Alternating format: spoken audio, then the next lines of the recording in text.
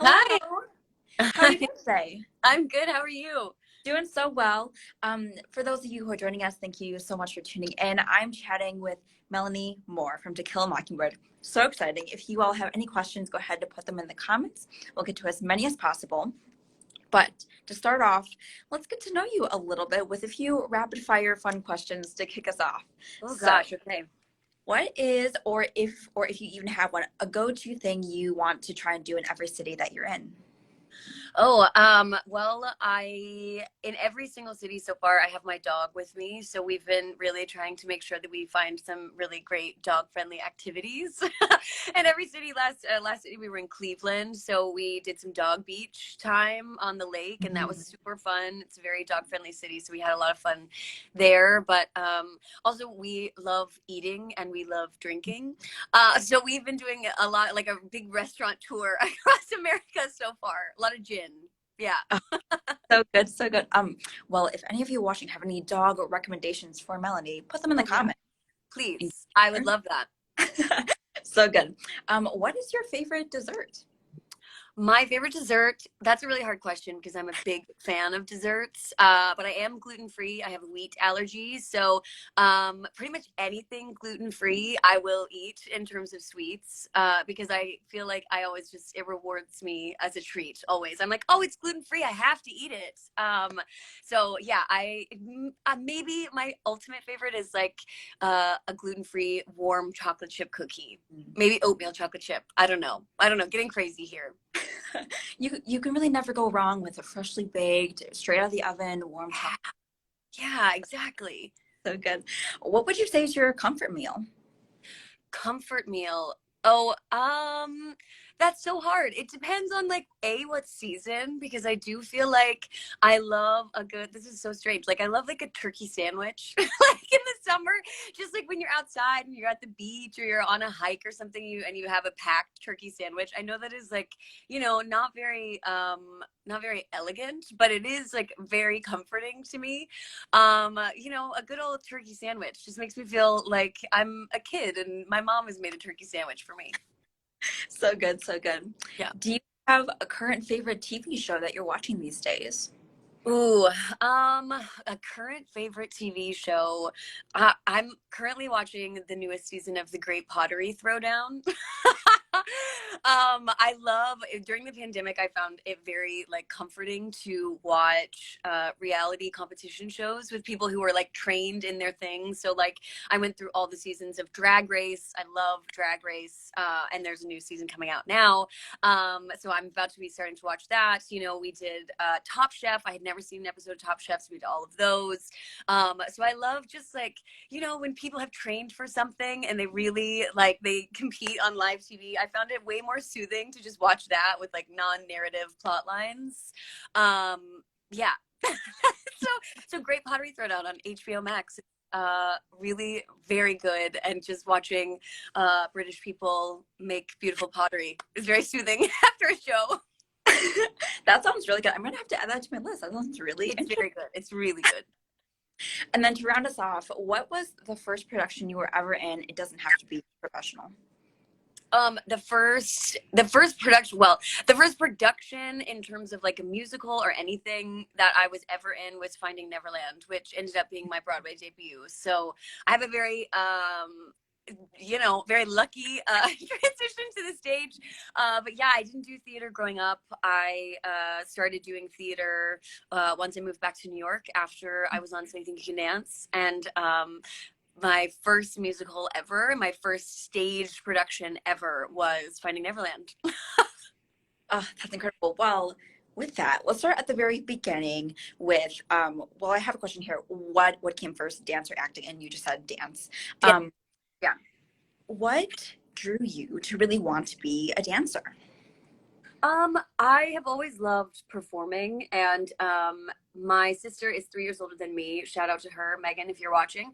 And she was in dance class. Our stepsisters were also in dance class, and so they're older than me, and I wanted to do that. I saw them up there and was like, oh yeah, that's exactly where I need to be on the stage. So that's what drew me into dancing, and thank God for my mom. I always like wanted to quit mid-year because I didn't like going to dance class or anything like that. I just liked being on stage, but she would never let me quit in the middle of the year. So finally, like finally I would always sign up at recital because it's like I was in these beautiful costumes and I was on stage, and they had the sign up sheet right there. Very smart business plan.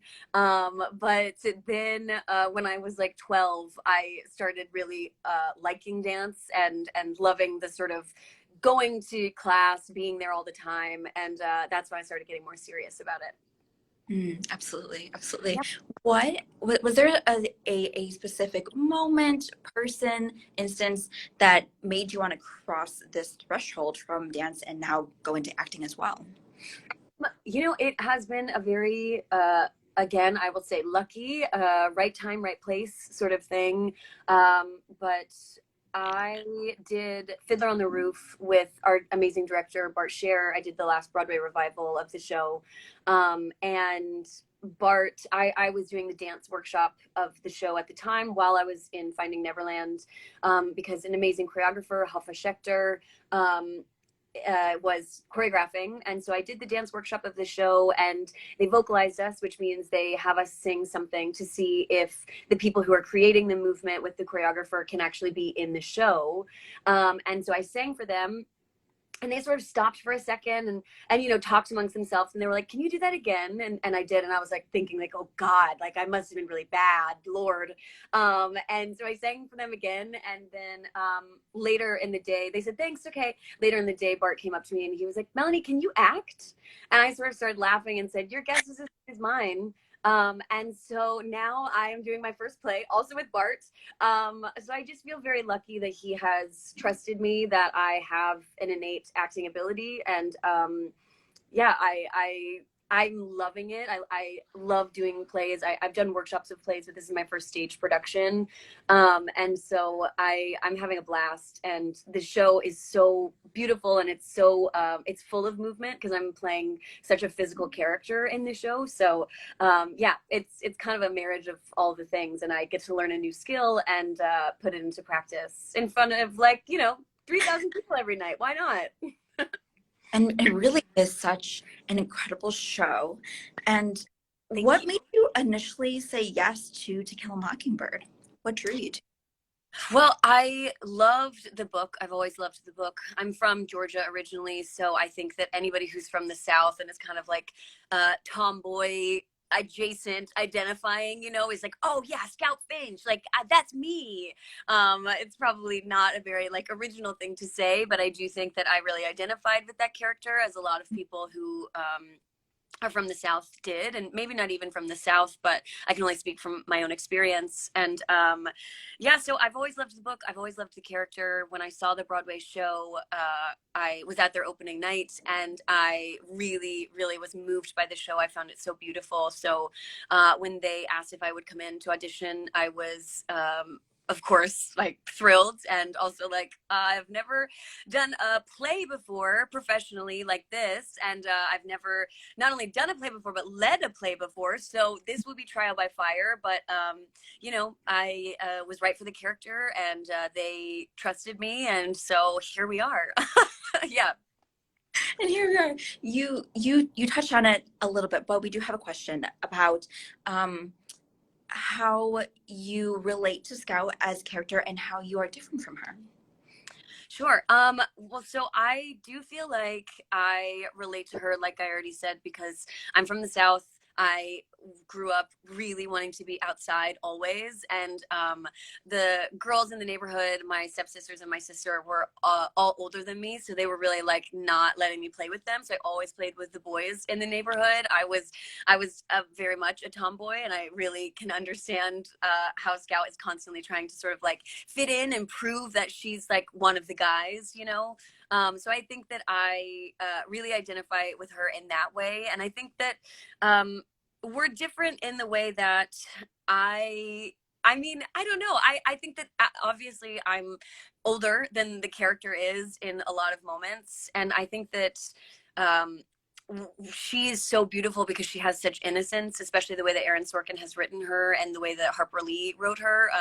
She has this beautiful sense of innocence and sort of like inquisitiveness, and she really does have like, you know, if there's a question on her mind, she just asks it. And I don't think I was as much like that when I was a kid. I'm much more of an observer. She's very observant, but she has no problem sort of just being like, wait, what did you just say? What's going on? She really wants to get to the bottom of everything. And I feel like, me personally, I am a little bit more of an observer, less of a less of a question asker. I sort of take in all the information, and then later when I feel comfortable, ask the questions. She really puts herself out there.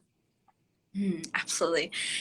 How can we best understand Scout in this specific adaptation? You know, this isn't the structure of the play is a memory play, and you beautifully lead the charge and bring such a depth to the character. Um, how can we best understand Scout going into the show?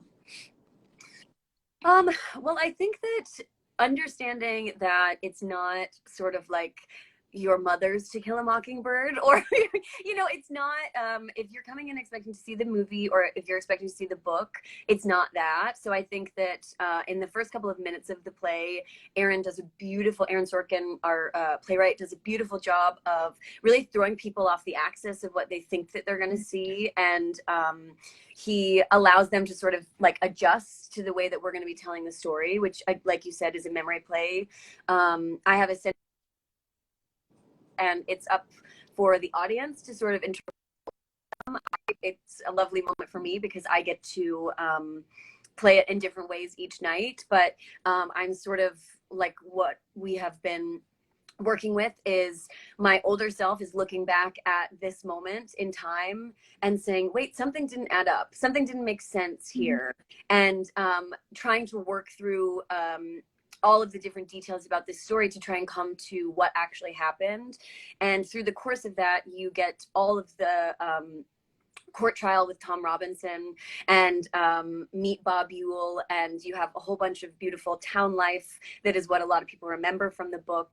So I think that it's not going to be what the movie is. It is not what the book is, but it's something wholly beautiful and completely different. And I think that people are constantly surprised by how much they laugh during the show. We have a very funny show, and then it's also very heartbreaking. So, you know, I think just come in expecting to see, like expecting to see something like To Kill a Mockingbird, and you will love it.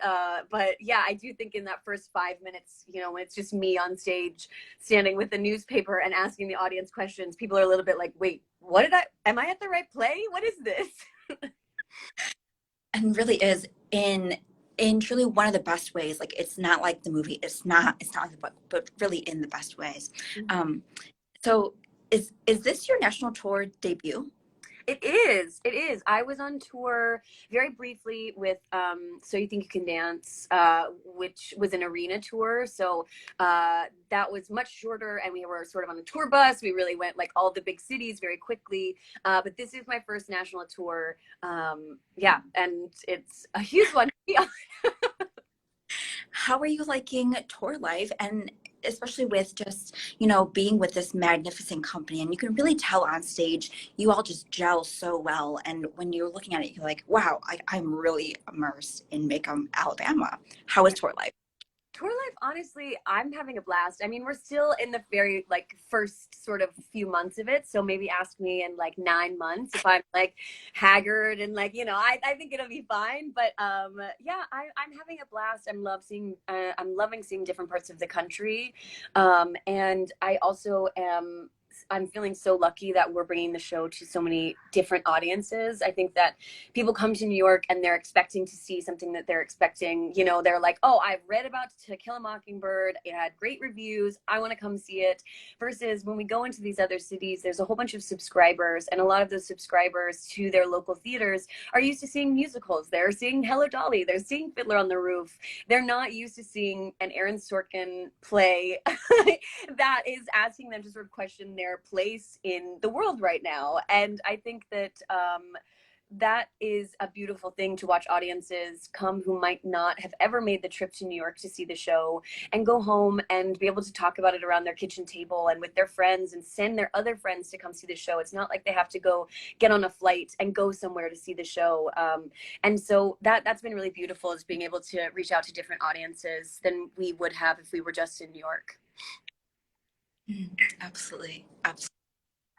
To round us out on our time here, this show is incredibly timely. What do you hope audiences walk away with after seeing this production? I hope that when people leave the theater, and I think that this is something that, again, our director, Bart Shear, always asks for from his productions, that people walk away and they have conversations about the show, and it makes them ask questions about the show. Not everything, especially in our show, is tied up with a nice bow. I think that our show is meant to sort of hold up a mirror to the audience, because while it is a memory play, I think you could change a few small details, and this story could be happening today in 2022. And I think that that's a huge disappointment to everyone in our country. We wanted to believe that we've moved so far past racism, and we really haven't as a whole. We're still struggling with it as a country and, you know, as a world. And I think that seeing these characters work through something and experience something that is not so far off from things that we're experiencing today, hopefully makes our audience sit in their seats during the show and then go home and sit around their kitchen table and say, what role do I play in this show? Who am I in the show, and what can I do better if I don't want these things to keep occurring? How can I get involved in my communities? Who can I meet? Who can I talk to? And how can I make sure that in 2023, or whenever, as we move forward in 2022 next month, that this is a thing of the past and it's not something that we're looking at and saying, oh my gosh, this could still be happening right now. So I hope that people feel really inspired to make change in their communities and get involved in their communities. And I hope that it holds a mirror up to who our audience may or may not be in the show.